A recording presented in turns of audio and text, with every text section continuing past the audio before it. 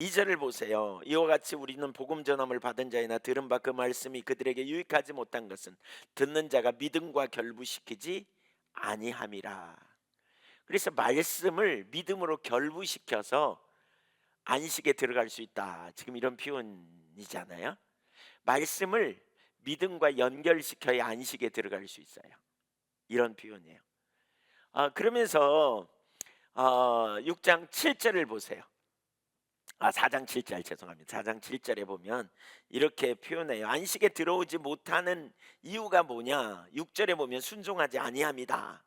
그러면서 7절에 인용된 걸 오늘 너희가 그의 음성을 듣거든 너희 마음을 완고하게 하지 말라. 사실 이런 표현이 3장에도 나오고 여기도 나오거든요. 그러니까 하나님의 말씀 앞에 어떤 태도를 취하는가가 되게 중요하다. 그래서 말씀을 잘 듣고 존중히 여기고 그 말씀을 따라 믿음으로 반응하게 될 때에 우리가 안식을 얻을 수 있다. 지금 이런 표현이에요. 히브리서 4장이 이 얘기예요. 그래서 11절에 보니까 우리가 저 안식에 들어가기를 힘쓸지니 이는 누구든지 저 순종하지 아니하는 본에 빠지지 않게 하렴이라. 그러면서 믿음으로 순종하여 말씀을 존중히 여기고 순종하여 안식에 들어가라. 믿음으로 화합해서 이 얘기예요. 그러다가 갑자기 11절을 하거든요. 12절 13절. 근데 12절 13절은 말씀의 성격에 대해서 가르칩니다. 말씀의 성격. 자세히 나누면 많은데 그냥 크게 세 가지만 나누면 11절을 보면 말씀의 성격을 이렇게 말해요. 첫째, 하나님 말씀은 살아있다는 거예요. 12절에 그런 표현이 있죠. 뭐죠? 하나님의 말씀은 뭐하고? 살아있고 문자가 아니라는 거예요. 죽은 문자가 아니라는 거예요. 하나님의 말씀은 죽어있는 문자, 능력 없는 문자, 가만히 있는 문자가 아니라는 거예요. 그냥 옛날 기록된 어떤 그 문자가 아니라는 거예요. 하나님의 말씀은 살아있다. 이건 뭐예요? 허공을 치는 메아리가 아니라 살아있는 말씀이고 그 말씀은 반드시 성취되는 말씀이다 라는 거예요. 그래서 하나님의 말씀은 어떻게 해요? 듣는 사람을 변화시키고 성도들에게는 믿음의 확신을 갖게 되고 소망을 주고, 그렇죠? 불신자에게는 경고를 주는. 그래서 그 말씀은 반드시 살아있기 때문에 그 말씀은 반드시 성취한다. 이걸 의미하고 있어요. 여러분, 하나님의 말씀은 뭐라? 살아있다. 이걸 염두에 두세요. 예, 살아있다. 살아있다는 말은 뭐예요? 생동감이 있다는 거예요. 살아있다는 말은 아무런 능력도 없다는 말이 아니에요. 강력한 능력이 있다는 거예요. 그래서 두 번째 거기 뭐예요? 하나님 말씀은 살았고 능력이 있어. 이런 표현이 있어요. 능력이 있다. 강력한 효력이 있다. 이런 표현입니다. 말씀은 강력한 효력이 있다. 운동력이 있어. 예. 하나님 말씀은 살았고 운동력이 있어. 활력이 있어. 이렇게 표현하잖아요. 이 말로 번역한 에네르게스라는 말은 강력한, 활동적인, 효과적인 이런 뜻입니다. 말씀에는 능력이 있어요. 활력이 있어요. 그 말씀이 죄를 깨닫게 하고 회개케 하여 사람들의 영혼을 새롭게 하고 죄인들을 거듭나게 하는 일을 하는 거죠. 그리고 말씀이 사람들을 치유하고 변화시켜요. 사실 그래서 저는 설교자로서 이 하나님의 말씀 그 자체에 생명이 있다는 걸 정말 많이 이렇게 봅니다. 어떤 때는 그냥 단순히 말씀을 전했는데 사람들이 변화되고 새로워진다는 것을 경험케 되지더라고요. 하나님의 말씀의 효력은 그 말씀을 하신 하나님의 능력과 관련이 있어요. 그래서 그 말씀은 일단 반드시 말씀하신 것이 성취된다는 사실을 기억해야 돼요. 네. 이사야 55장 11절을 같이 한번 읽어볼까요? 이사야 55장 시작. 내 입에서 나가는 말도 이와 같이 헛되이 내게로 되돌아오지 아니하고 나의 기뻐하는 뜻을 이루며 내가 보낸 일에 형통함이니라. 하나님의 말씀은 반드시 이루어져요. 말씀은 분명히 성취돼요. 여러분, 말씀이 능력이 있다는 말의 의미를 가만히 생각해 볼 때 창조를 생각해 보세요. 전지창조. 예, 있으라 그랬더니 그대로 되었더라 그랬어요. 바다와 육지가 나누어져라 그랬더니 그대로 있어요. 그대로 되었어요. 예. 생물을 만드시고 만드시되 말씀으로 만드셨고 그 말씀대로 그대로 이루어졌어요. 우리는 하나님의 말씀을 사람의 말처럼 생각하기가 쉽거나 아니면 기록된 고문서쯤으로 이해하기가 되게 쉬운데요. 하나님의 말씀은 여러분 살아있고 활력이 있어요. 강력한 능력이 있단 말이에요. 여러분 하나님의 말씀을 믿으시기 바랍니다. 하나님의 말씀을 반드시 이루어진다는 사실을 기억해야 돼요. 그래서 우리는 말씀 앞에 두렵고 떨리는 자세를 취하는 게 필요해요. 하나님의 말씀을 바꿔 말하면 존중히 여기는 태도를 가져야 돼요. 우리 신앙의 척도를 뭘로 이해할 수 있느냐? 말씀을 얼마나 무게감 있게 접근하느냐와 관련이 있어요. 하나님 말씀이 여러분에게 어떤 정도의 무게감으로 오는지 모르겠어요. 우리 여러 번 살폈잖아요. 왜? 사무엘하 12장 9절을 보면 나단 선지자가 사무엘에게 와서 다윗에게 와가지고 이렇게 말하잖아요. 어찌하여 당신이 여호와의 그러니까 하나님이 내게 말씀하시기를 네가 어찌하여 나의 말을 업신여기고 우리아를 죽이고 그 아내를 범했느냐 이렇게 표현하고 10절에 보면 뭐라 그러냐면 네가 어찌하여 나를 업신여기고 그랬어요. 그러니까 말씀을 업신여기는 게 곧 하나님을 업신여기는 거거든요. 그러니까 말씀으로 하나님은 우리에게 오세요. 하나님 영이시기 때문에 우리가 인격적인 하나님과의 만남은 어떻게 알 수 있느냐? 말씀이 우리 가운데 성령의 조명으로 깨달아지게 될 때 우리는 하나님을 만난 거예요. 하나님의 말씀은 살아있어요. 활력이 있어요. 능력이 있어요. 사람의 말이 아니에요. 사람의 말도 영향이 있잖아요. 하물며 하나님의 말씀이 우주를 창조하신 하나님이 말씀하셨는데 어찌 그 말씀이 능력이 없겠어요? 얼마나 놀라운 능력이 있겠는지 생각해 보십시오. 그래서 우리는 하나님의 말씀을 존중히 여겨야 돼요. 그 말씀을 우리는 존중히 여겨야 돼요. 율법의 1.1획도 떨어지지 않는다, 폐하여지지 않는다. 예수님이 그렇게 말씀하셨잖아요. 하나님의 말씀을 폐하지 않아요. 폐하지 않아요. 그래서 우리는 그분의 말씀에 우리의 소망을 두고 그분의 말씀에 우리가 신뢰하여 하고 그 말씀이 우리 안에서 육신이 될 수 있도록 요한복음 1장 14절에 보니까 말씀이 육신이 되어 우리 가운데 거하셨다 그랬잖아요. 하나님의 말씀이 우리 안에 떨어졌을 때 우리는 그 말씀의 씨앗이 떨어져서 열매를 맺는 것처럼 그 말씀을 존중히 여기고 그 말씀을 우리의 삶의 기준으로 삼고 그 말씀을 우리는 정말 소중히 여기고 그 말씀에 따라서 우리의 삶을 조정하고 그 말씀을 약속으로 받아들여 어떤 시험이나 어떤 유혹이 올지라도 이기고 그 말씀이 우리 안에서 열매를 맺도록 하는 말씀이 육신이 되는 이런 일들을 우리는 해야 된다는 거예요. 예수님이 그 삶을 사셨어요. 요한복음 12장 50절 이렇게 말합니다. 나는 그의 명령이 영생인 줄 아노라. 그러므로 내가 이르는 것은 내 아버지께서 내게 말씀하신 그대로니라 하시니라. 예수님은 하나님의 말씀을 가감하지 않았다는 거죠. 왜냐하면 영생의 말씀이기 때문에, 생명이기 때문에. 시몬 베드로가 예수님께 그렇게 말하잖아요. 많은 사람들이 예수님 말씀을 듣고 혼돈하여 떠나갈 때 시몬 베드로 예수님이 제자들에게 너희도 가려느냐 그러자 시몬 베드로가 뭐라 그래요? 영생의 말씀이 계시오매 우리가 어디로 가오리까? 여러분 하나님의 말씀, 우리가 하나님을 존중히 여기는 것은 곧 그분의 말씀을 존중히 여기는 것임을 기억해야 돼요. 따라서 보세요. 하나님의 말씀은 살았다. 운동력이 있다. 네, 이 사실을 기억해야 돼요. 말씀은 그대로 이루어져요. 말씀을 존중히 여기는 이 태도. 그래서 이불에서 주제 중에 하나가 큰 주제 중에 하나가 그거거든요. 오늘 너희가 그의 음성을 듣거든 너희 마음을 완고하게 하지 말라. 4장 7절 여기에도 나오고 3장에도 나오고 이런 표현이 있죠. 이것이 이불에서 주제예요. 말씀을 대하는 것, 존중히 여기는 것, 이 태도를 우리가 취해야 돼요. 여러분 하나님의 말씀을 정말 존중히 여기십시다. 우리 마음 안에. 아멘.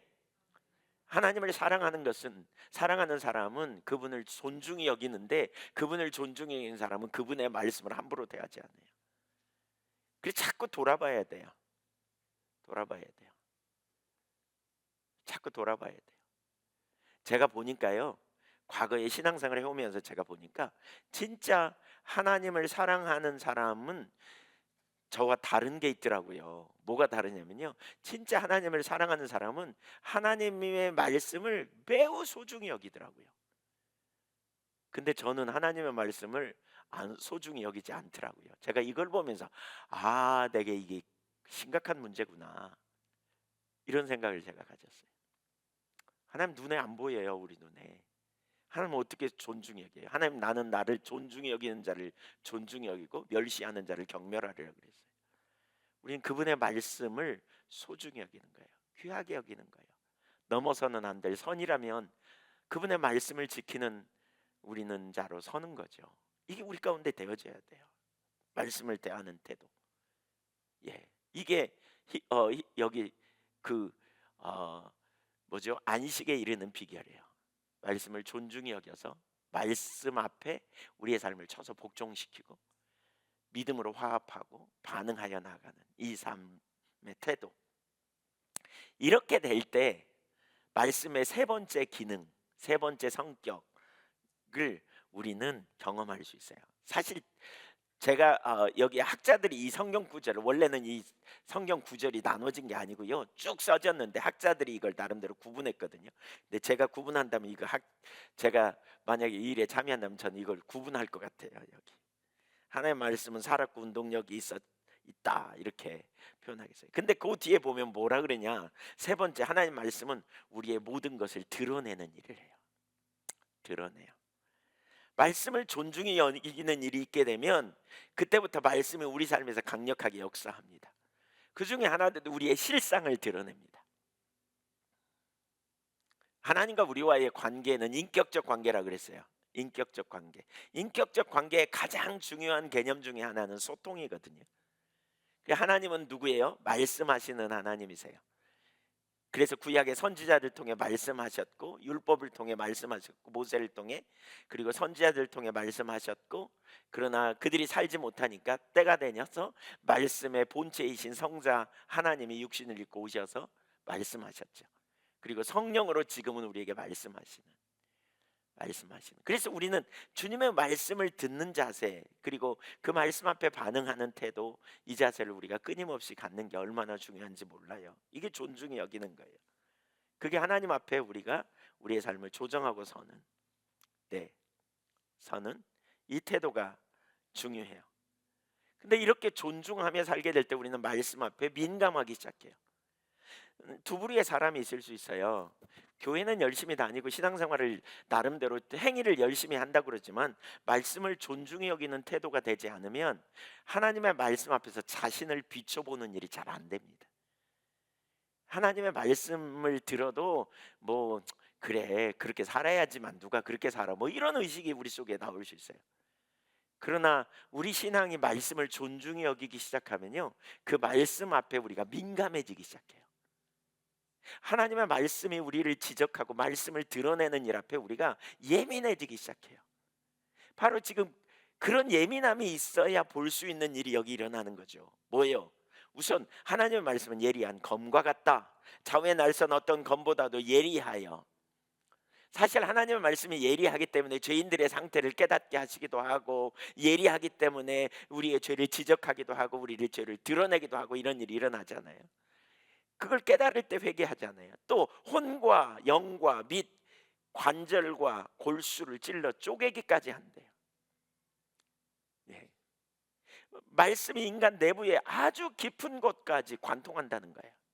그게 하나님의 말씀의 능력이에요. 깊은 곳까지 드러내는, 우리의 숨겨진 동기까지 다 드러내는 거죠. 그래서 이 말씀이 뭐라느냐, 마음의 생각과 뜻을 판단하나니, 이렇게 표현하잖아요. 여기 직역하면 마음의 생각과 의향들을 판단한다라는 말입니다. 인간의 마음 깊은 폐부 깊숙이까지, 숨겨진 저 밑바닥의 동기까지 꿰뚫고 들어가 근본적으로 철저하게 파헤쳐서 우리 상태가 어떤지를 드러내는 일을 한다는 거예요. 그래서 하나님의 말씀이 우리를 판단한다는 거예요. 판단한다는 거예요. 말씀의 심판 앞에 우리가 서게 되는 경험을 한다는 거죠. 그래서 결국 13절에 고백이 나오는 거예요. 13절의 고백. 13절의 고백을 읽어볼까요? 시작. 지으신 것이 하나도 그 앞에 나타나지 않음이 없고 우리의 결산을 받으실 눈앞에 만물이 발가벗은 것 같이 드러나느니라. 언제 드러난다고요? 사실 오늘날 우리가 죄인인지 잘 몰라요. 많은 사람들이 잘 몰라요. 왜 몰라요?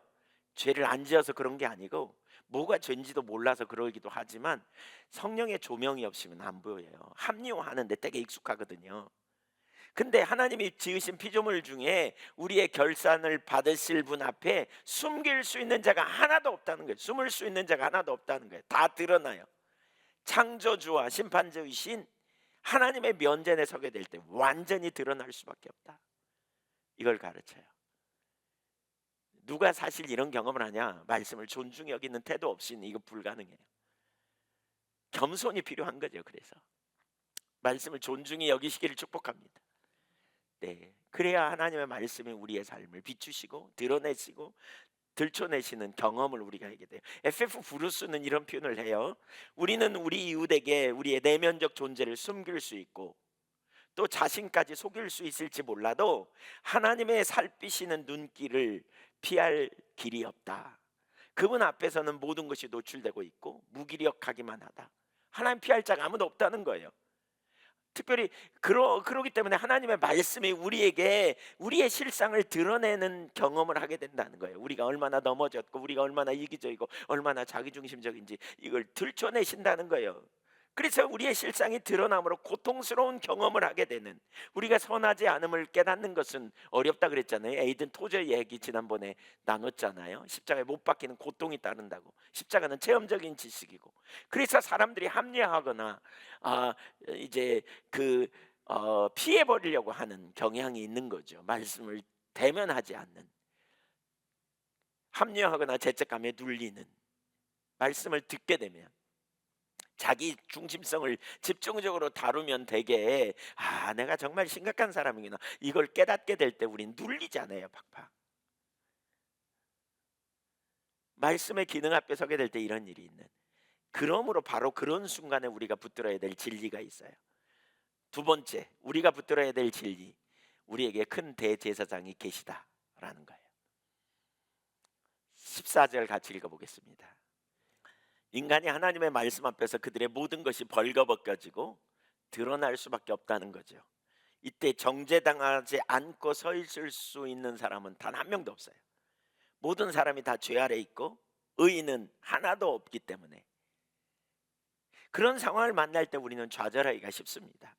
왜냐하면 말씀대로 살지 못하는 자신을 직면하는 일은 어렵기 때문에, 말씀대로 살 수 있는 사람이 아무도 없기 때문에.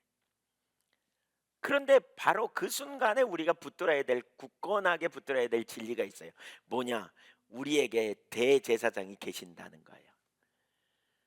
우리가 죄인 되었음을, 말씀 앞에서 죄인됨을 선명하게 깨닫게 되었을 때 바로 그런 순간에 우리가 가장 먼저 해야 할 일이 뭐냐? 우리에게 큰 대제사장이 계시다라는 사실을 기억해야 돼요. 여기서 가장 주목할 단어를 꼽으라고 한다면 계시다라는 거예요. 계시다. 따라서 보세요. 계신다. 누가요? 큰 대제사장이, 우리에게 큰 대제사장이 계신다. 우리에게. 이게 너무나 놀라운 위로의 말씀. 우리가 문제가 생겼을 때 염려를 하잖아요. 그러나 다음 순간 내가 믿을 만한 누군가가 있다면, 믿을 만한 뭐가 있다면 우리는 뭐예요? 아마 이렇게 말할 거예요.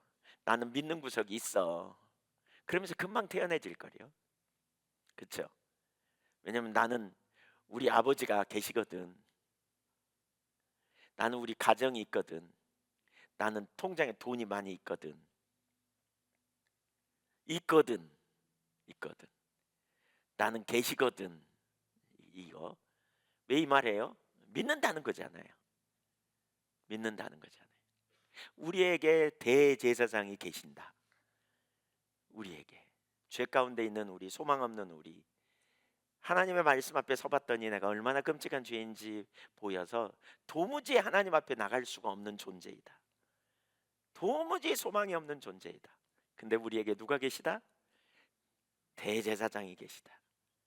넘어진 자신의 모습을 보고 절망적인 상황이지만, 그래서 도무지 소망이 없지만, 도무지 하나님 앞에 내놓을 게 가까이 갈 수도 없는 존재이지만, 그런 우리에게 대제사장이 계시다, 이걸 보고 발견하는 거예요. 구약에서 대제사장은 1년에 한 차례씩 백성들이 지은 죄를 용서받기 위해 짐승의 피를 가지고 지성소에 들어가 하나님께 속죄의 제사를 드렸어요. 레위기 16장 33절 이하에 보면. 그런데 예수 그리스도가 오늘, 바로 오늘날 우리에게 대제사장으로 오셔서 함께 하신다는 거예요.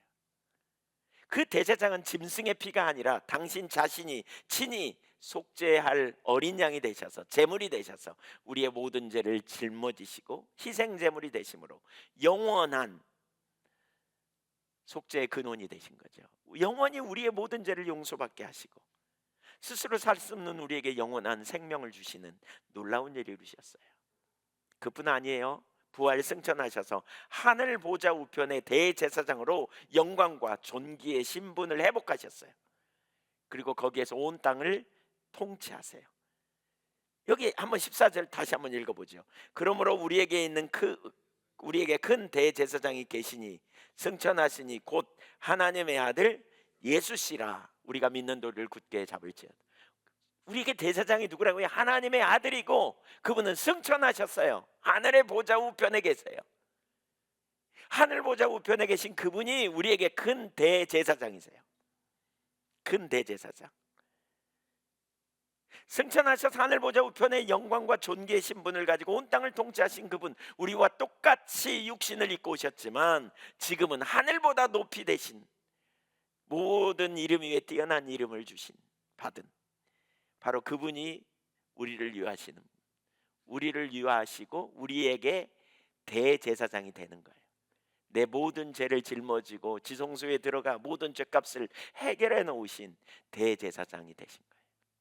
그분이 우리를 정결케 하시고 우리를 의롭게 하시고 우리를 이제 이끌고 하나님 앞에 머뭇거리는 우리를 손을 끌고 하나님 앞에 인도하세요. 그리고 하나님 아버지의 자녀가 되도록 우리를 이끌어 놓으셨어요. 그분이 우리의 의가 되시고 그분이 우리의 대제사장이 되십니다.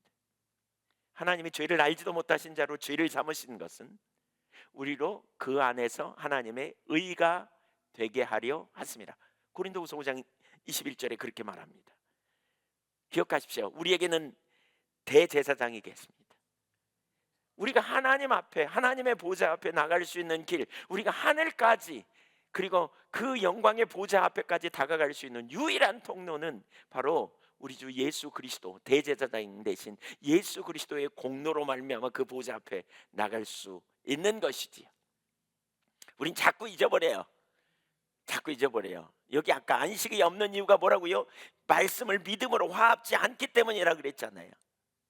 자꾸 잊어버려요. 뭘 잊어버려요? 대제사장이 계시다는 사실을 잊어버려요. 그래서 죄책감에 눌리고, 그래서 환경에 눌리고, 그리고 고아처럼 아무도 없는 것처럼 혼자 헤매는 자리에 우리가 돌아가 버린다니까요. 그렇기 때문에 여기 뭐라? 믿는 도리를 굳게 뭐하라? 붙잡으라는 거예요. 따르십시오. 믿는 도리를 굳게 잡자. 우리에게는 대제사장이 계시다. 여기 굳게 잡을지어다 라는 말의 헬라어 크라토메는 단단히 쥐어라 혹은 들러붙으라 이런 뜻이에요. 그리스도에 대한 신앙 고백을 끝까지 지키라는 권고입니다. 시제상 현재형이에요. 현재형. 그 말은 뭐예요? 이 그리스도에 대한 대제사장이 계시다는 사실을 매 순간마다 붙들어야 된다는 거예요. 매 순간마다. 지난번에 우리가 나눴잖아요. 십자가는 일회용이 아니라고요. 매 순간마다 이걸 붙들어야 된다는 거예요. 믿음으로 화합지 못하기 때문에 우리가 안식을 못 누려. 대제사장의 공로를 의지하여 우리가 지성소 하늘 보좌에 나아가 은혜의 보좌 앞에 우리가 나가야 되는데 못 나가는 이유가 뭐냐면 이걸 놓쳐서 그러는 거예요. 믿음으로 화합하지 못해서 안식을 못 누리는 거죠. 그리스도 안에 있는 자유함, 그리스도 안에서 의롭다 하심, 그리스도 안에서 놀라운 생명을 우리가 누리지 못하는 거죠. 믿는 도리, 우리의 대제사장이 되신 예수 그리스도는 죄를 깨끗이 하고 없이 하기 위해 오셨어요. 그래서 우리를 하나님께 인도하여 거룩하신 그분의 생명과 교제 안에 들어가게 하셨어요. 우리의 위대한 대제사장이 하늘 위에 오르사 우리를 위해 실제로 가져오는 것은 영원히 복되신 하나님과의 온전한 교제와 축복이에요. 하늘에 계신 그 하나님이 우리 아버지가 되는 거예요. 우리는 그 하늘에 계신 하나님 앞에 나가는 거예요. 예수님이 함께 살리시고 함께 일으키사 함께 하늘 보좌 우편에 앉히셨다, 이렇게 표현하죠. 우리가 하늘 보좌 우편에 하늘 지성소에 계신 하늘 아버지에게 담대히 나갈 수 있는 길을 예수 그리스도 대제사장을 통해서 우리는 하늘 아버지를 아바 아버지여 부르짖으며 나갈 수 있도록 길을 열어놓으신 거예요. 온전한 교제와 축복을 누릴 수 있는 거죠. 그 보좌 앞에 나아가 때를 따라서 없는 애를 구할 수 있는 것도 대제사장이신 우리 주님의 은혜로 말미암아 우리가 그 자리에 갈 수 있는 거예요.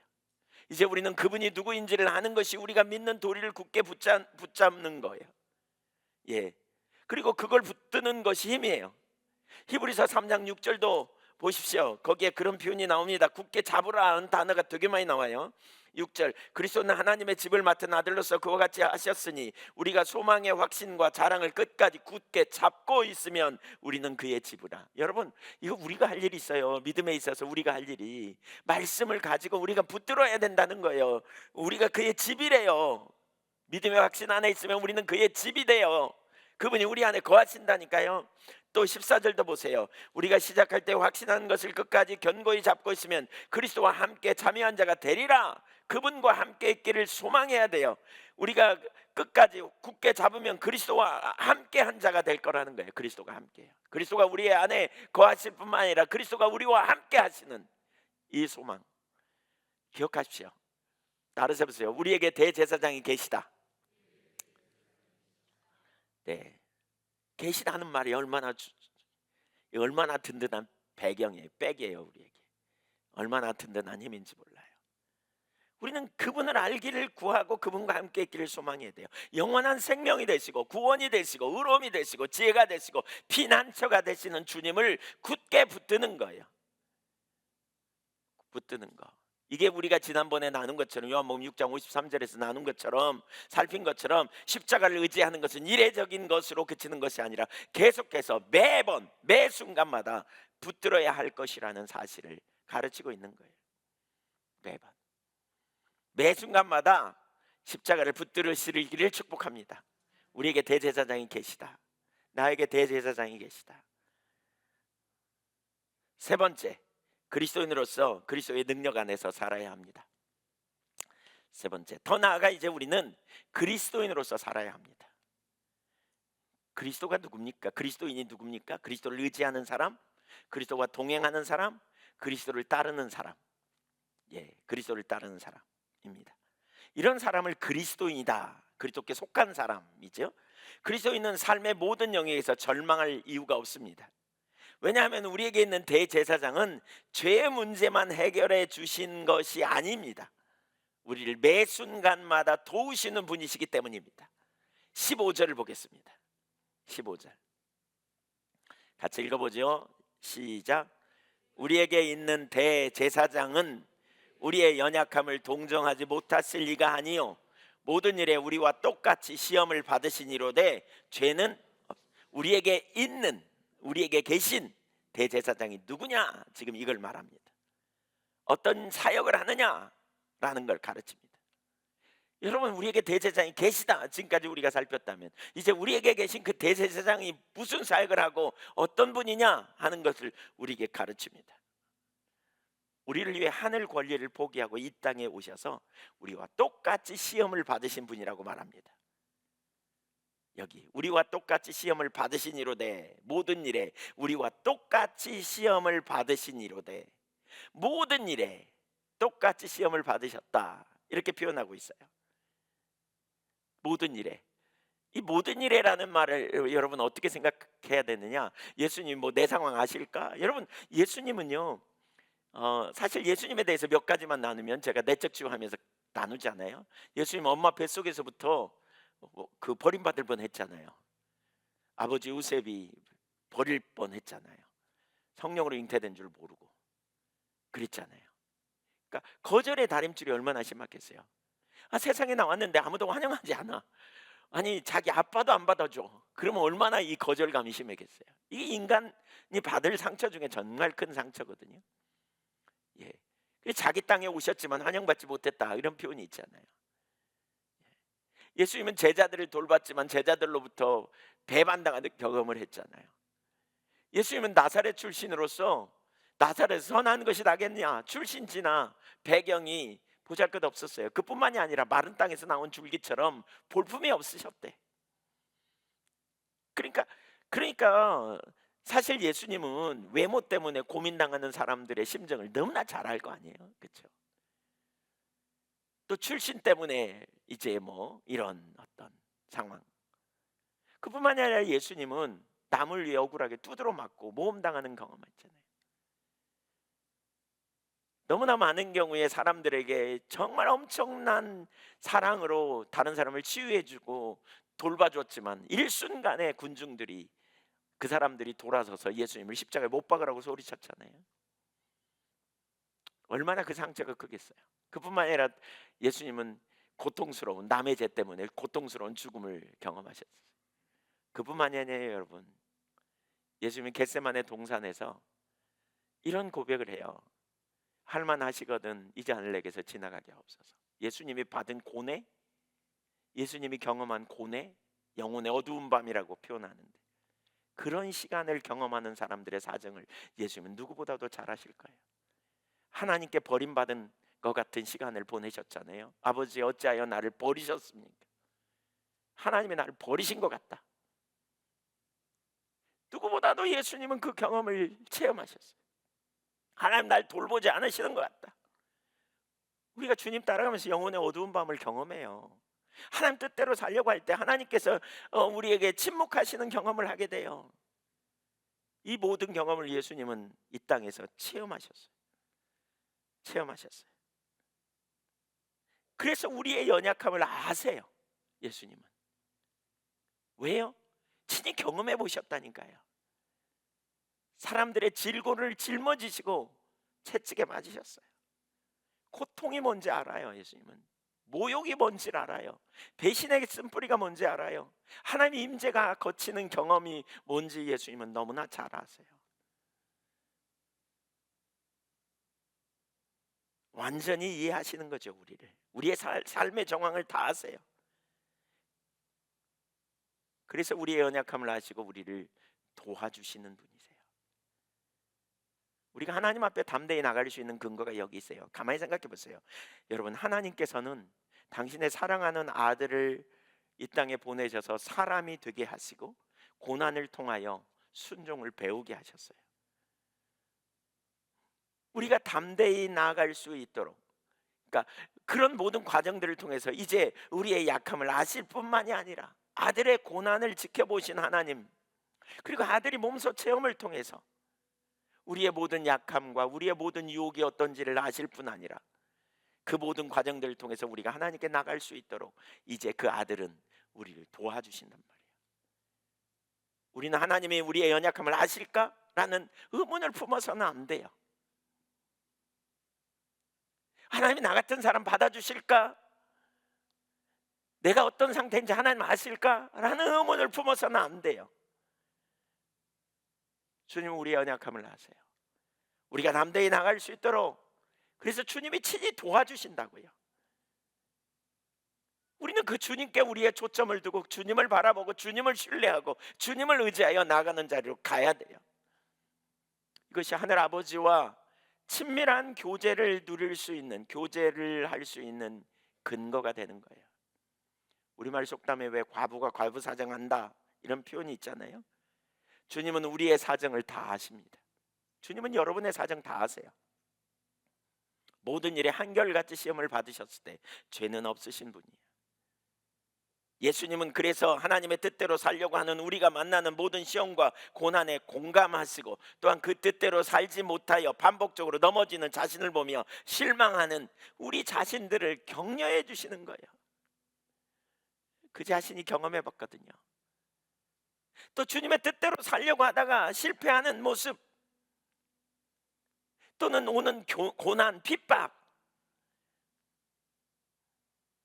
그 속에서 하나님의 즉각적인 도우심이 없을 때 내 아버지 어찌하여 나를 버리셨습니까? 라고 절규하시는 그 경험이 있으신, 정말 힘들고 고통스러운 어두움의 시간을 보내면서 하나님을 신뢰하기 위해 씨름해 보신 경험이 있는 예수님, 겟세마네 동산의 그 씨름, 십자가 위에서 그 씨름, 그래서 고난 속에 있는 우리를 아실 뿐만이 아니라 도와주시는 분이에요. 우리가 그 확신을 가질 때 우리는 믿음의 안식을 경험케 됩니다. 우린 그 확신 안에 거하게 될 때 우리는 믿음의 안식을 경험합니다. 왜냐하면 주님이 우리를 가장 완전하게 보살피시고 우리를 도와주시고 우리를 일으켜 주실 것을 신뢰하기 때문에 그렇습니다. 여러분, 예수님이 여러분 안에 인식되세요? 지금 대제사장, 우리에게 계신 대제사장이 누구보다도 우리의 상황을 너무 잘 아시는 주님이 어떤 분인지 인식되세요? 우리의 연약함을 알 뿐만이 아니라 동정하시는 주님. 기억하세요. 우리에게 있는 대제사장은 시험을 친히 받으신 분이에요. 그분은 고난, 시험을 통해서 고난을 받으셨고요, 그럼에도 불구하고 그 시험을 이기셨어요. 시험하는 자를 대적하여 물리치셨어요. 이제 대제사장으로서 살아계시어 시험받는 자를 도우실 뿐만이 아니라 능히 이기게 하시는 분이 우리 주님이세요. 항상 우리와 함께 계시는 주. 그래서 이브리서 12장 2절에 뭐라 그랬어요? 믿음의 주요 온전케 하시는 이인 예수를 생각하라, 예수를 바라보라 라고 말하고 있어요. 우리가 대제사장인 예수님을 계속 바라봐야 될 이유가 거기 있어요.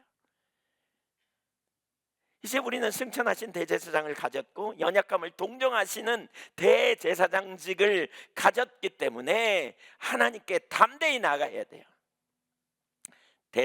대제사장을 가졌기 때문에. 우리에게 계신 예수님은 우리를 유하시고 우리와 함께 계시고 우리 편이세요. 그래서 우리는 담대히 나갈 수 있다니까요. 그 대제사장을 의지하여 내 모든 죄를 도말하시고 의롭다 하신 우리 주님 의지하여 보좌 앞에 우리는 나가는 거예요. 친밀한 보좌, 은혜의 보좌 앞에 나가는 거예요. 16절 읽어보겠습니다. 시작. 때를 따라 돕는 은혜를 얻기 위하여 은혜의 보좌 앞에 담대히 나갈 것이니라. 아멘. 그러므로 우리는 긍휼하심을 받고 때를 따라 돕는 은혜를 얻기 위해 은혜의 보좌 앞에 담대히 나갈 것이니라. 우선 여기 우리는 나아갈 것이니라 라는 말의 헬라어 원형은 프로세르코마이라는 단어인데요, 가까이 접근하다 라는 뜻이고요, 현재형입니다. 그러므로 우리는 가까이 가는 거예요. 누구에게요? 누구에게? 은혜의 보좌에 가까이 가는 거예요. 여기 구약에서 이 단어는, 이 의미하는 바는 하나님께 가까이 간다, 그런 의미예요. 하나님과 친밀한 교제 가운데 우리가 갈 수 있는 근거가 바로 여기 있다는 거예요. 여기 있어요. 은혜의 보좌 앞에 되풀이해서, 현재형이에요. 현재형은 되풀이해서라는 말은 반복적으로 언제든지 은혜의 보좌 앞에 우리는 담대히 나갈 수 있다는 거예요. 친밀한 교제 가운데 나가라는 거예요. 친밀한 교제로 보좌를 향해 나가라는 거예요. 어디로 가까이 가라고 했냐면 은혜의 보좌, 곧 하나님의 보좌를 가까이 가라, 보좌로 가까이 가라, 그 말입니다. 사실 우리가 알기로 하나님의 보좌는 어떤 곳입니까? 하나님의 두려운 위엄과 주권의 보좌입니다. 사실 두려운 곳입니다. 그런데 어떻게 거기 담대히 나갈 수 있어요? 그 보좌 앞에. 우리들의 대제사장의 완벽한 사역의 결과입니다. 예수님이 십자가에 달리실 때 성전의 휘장에 예, 휘장이 찢어지면서 지성소가 열렸습니다. 아무도 못 들어가는 대제사장만 들어가는 그 지성소가 열렸습니다. 우리는 이제 예수 그리스도를 힘입어 바로 그 지성소에 들어가는 겁니다. 그리스도의 공로로 말미암아 이제 담대히 하나님의 임재 안에 영광의 보좌 앞에 우리는 담대히 들어갈 수 있게 된 것입니다. 그리스도의 보혈이 이 담대함을 이루었습니다. 우리는 이제 하늘에 계신 우리의 대제사장을 의지함으로 하나님 앞에, 하늘의 보좌 앞에, 은혜의 보좌 앞에 담대히 확신을 가지고 우리는 나갈 수 있게 된 것입니다. 그러므로 담대히 나아가기를 축복합니다. 은혜의 보좌 앞에 우리가 담대히 나갈 수 있어요. 왜 어린아이 같아야 돼요. 그래서 너희가 도익 어린아이 같지 않으면 천국에 갈 수 없다, 그런 표현 자꾸 하잖아요. 왜? 그 어린아이처럼 받아들이는 거예요. 그게. 제가 그 어렸을 때, 아니 그 오래전에 보면 왜 애들이 그러잖아요. 막 어디 나갔다 와가지고 막 흙 묻히고 막 이러고 들어갔고, 저기서 엄마 아빠 보면 어떡해요? 그냥 엄마 그리고 달려오잖아요. 흙 묻혀갖고 엄마가 좀 예쁜 옷 입고 어디 좀 외출하려고 그러는데 달려 들어오면 어떡해요? 저리 가 저리 가 그러잖아요. 네, 제가 전에 있던 저희 교회에서 그 애들이 그냥 저희 집에 들어가고 그냥 난리를 쳐요. 거실이고 방이고 막 어디서. 그래서 제가 절대로 너네 내 서재는 두르지 마 그래갖고 못 들어게 막았어요. 절대. 애들이 그냥 떼거지로 들어가지고 막 뒤집어 놓으니까 막 먼지 달리고, 절대 두르지 마 이 새끼들 막 이러면서 제가 못 들어게 했어요. 그럼에도 불구하고 언제나 담대히 열어 제끼고 들어오는 두 녀석이 있었어요. 언제나 들어와요. 그냥 착 열어 제끼고 흙 묻히고 막 이렇게 여기 막 이렇게 해가지고 막 이렇게, 아시죠 이거. 예. 그러고 들어오는 누구예요? 자녀들이죠. 애들. 우리가 영광의 보좌 앞에 나갈 수 있는 유일한 비결은 우리 주님의 관계 때문에 가는 거죠. 관계 때문에. 우리의 노력이나 우리가 만들어내는 게 아니에요. 우리가 기쁜 묵상을 통해서 만들어내는 게 아니에요. 우리의 연약함을 동정하시는, 그리고 우리를 도우시는 우리 주님의 은혜, 예수 그리스도를 믿는 믿음 안에서 오는 담대함, 이 담대함 때문에 우리가 영광의 보좌를 향해 나가는 거죠. 친밀한 교제로 가까이 우리가 들어갈 수 있는 거죠. 의심 없는 확신을 가지고 그분의 임재 안에 들어가는 여러분이 되시기를 축복합니다. 주님의 보좌 앞에 나가는 거예요. 주님의 보좌 앞에. 왜 나가요? 왜 나오라고요? 긍휼하심을 받고요, 때를 따라 돕는 은혜를 얻기 위하여요. 예. 거기 들어가면 긍휼하심을 받아요. 경험해요. 용납과 용서하심의 은총을 받아요. 거기는 이미 용납과 용서하심의 은총을 우리는 거기서 이미 예수 그리스도 안에서 얻지만, 그 보좌 앞에 나갈 때 그 용납과 용서하심을 자꾸 경험하게 돼요. 주님의 보좌를 향해 나갈 때마다. 제가 죄를 졌어요. 제가 실패했어요. 제가 잘 안 돼요. 저 은혜가 필요해요. 저 도와주세요. 그때 주님이 용납하시고 받아주심을 경험해요. 그 보좌 앞에서 우리는 그런 은혜를 경험해요. 그뿐만이 아니에요. 또 하나, 여기 뭐라 그랬어요? 때를 따라 돕는 은혜를 얻기 위하여 그랬어요. 휴카이론이라는 말인데요, 이 말은 필요한 순간에 주시는 은혜예요. 필요한 순간에 주시는 은혜를 얻기 위하여. 여러분, 우리 은혜가 많이 필요하잖아요. 은혜가 뭐냐면 하나님의 임재의 능력이거든요. 임재의 능력이에요. 은혜는 하나님이 우리와 함께 하셔서 감당할 수 있는 능력을 주시고 전략을 주시고 또 필요한 순간에 우리에게 힘을 주시는 거예요. 우리가 우리의 자원으로 살 수 없는 때가 많잖아요. 그렇죠? 우리 주님 은혜 없이도 살 수 있는 때가 있어요. 좋은 사람 만나고 뭐 맛있는 거 먹고 뭐 이럴 때 뭐 별 은혜 없이도 살 수 있는 것처럼 느껴질 때가 있어요. 물론 그 모든 것도 다 은혜이긴 하지만, 그러나 세상에 그렇게 녹록지 않잖아요. 문제가 있고 어려움이 있고 힘들 때가 있고 막 그러잖아요. 은혜로 살아본 경험이 없는 사람은 위기를 만나면 뒤집어져요. 은혜로 살아본 경험이 없는 사람은 한계를 만날 때 낭망하고 좌절해요. 부정적인 온갖 생각에 머리가 이렇게 휘둘리죠. 은혜로 살아본 경험이 없는 사람은. 그러나 자기 안에 답이 없고 은혜로, 그래서 하나님의 은혜가 필요합니다, 이런 고백 속에 은혜를 경험해 본 사람은 한계를 경험하는 그 순간에 엎어지고 뒤집어서 헤매기보다는 은혜의 보좌를 향하여 나아가 주님 앞에 은혜가 필요하다고 고백하고 새 힘을 부어달라고 구하고 하나님의 임재를 사모하고 갈망하는 가운데 담대히 보좌를 향해 나가게 된단 말이에요. 지난 목요일 날 진주시 기독교 연합회에서 이제 저희를 초청해 가지고요. 제가 오전에 10시부터 1시까지 12시까지 10시부터 12시까지 설교하고 1시부터 3시까지 여주모 목사님 설교하시고 이렇게 그런 집회가 잡혀서 갔다 왔어요. 근데 그날 아침까지 제가 감기 후유증이 있어 가지고요. 해결이 안 되는 거예요. 그래서 막 그날 아침에도 약 먹었어요. 몸이 막 이렇게 막 아프기도 하고 또 막 콧물은 나오지. 설교는 어떤 부분을 해야 되겠다 이렇게 생각됐는데 얼마나 힘든지 모르겠더라고요. 여기서 진주까지 가는데 꽃이 너무나 아름답게 피어 있는데 하나도 안 보였어요. 그 어떻게 알았냐? 돌아오면서 보였어요. 갈 때는 못 봤어요. 갈 때는 몰랐어요. 가면서 내내 기도했어요. 하나님 은혜를 부어주세요. 주님 은혜가 필요해요. 주님 저에게 은혜를 부어주세요. 긴장하면서 기도했어요. 근데 가서 딱 자리에 앉는데 내가 너와 함께해. 내가 너를 싸매 갈 거야.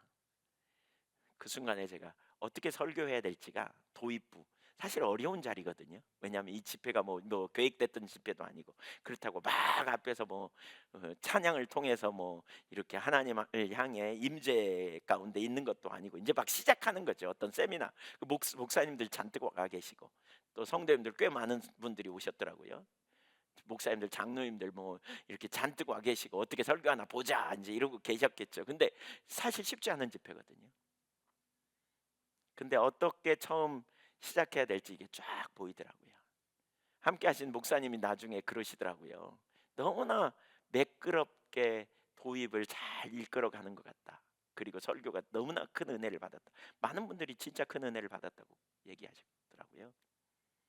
정말 여러분이 누가 하셨어요? 하나님이 하셨어요.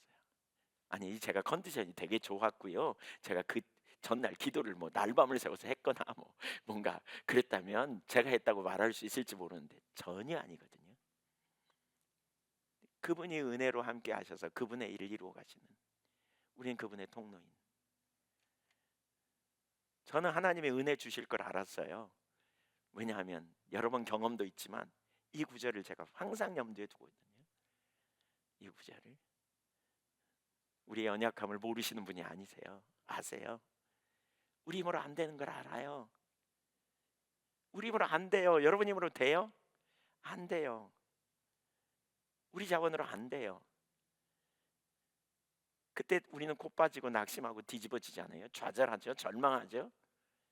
아니 내가 예수 믿으니까 모든 일이 그냥 내가 가기도 전에 알아서 길이 열리고 술술 풀리고 그러면 얼마나 좋겠어요.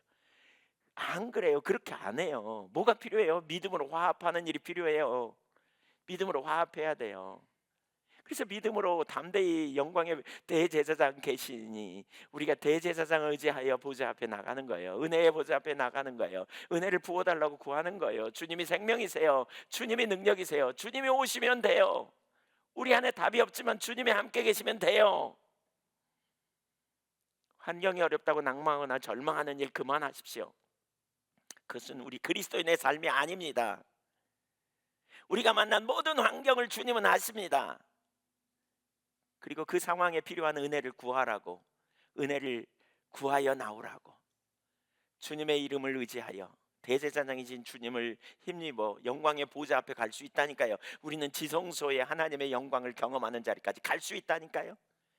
그분의 보좌 앞에 가서 은혜를 구하고 능력을 구하고 지혜를 구하고 힘을 구하고 도움을 구하여 그분의 능력 아래서 승리하는 저와 여러분이 되기를 간절히 소망합니다. 우리가 구하면 주님께서 함께 하세요. 주님의 능력이시기 때문에, 신실하시기 때문에. 우리에게 있는 대제사장, 제가 이게 얼마나 와닿는지 모르겠어요. 우리에게는 큰 대제사장이 계시니, 큰 대제사장이 계시니, 죄의 문제를 이례적으로 해결하는 게 아니고 영원히 해결해 놓으신 완벽한 사역을 통해서 부활하셨고 승천하셔서 하나님 보좌 우편에 계세요. 우리는 그분과 함께 일으키시고 함께 살아나셔 함께 하늘 보좌 우편에 주님과 함께 앉아요. 그래서 우리는 예수 그리스도를 통해서 대제사장을 힘입어 영광의 보좌 앞으로 담대히 나아가는 믿음의 종들이 되는 거죠.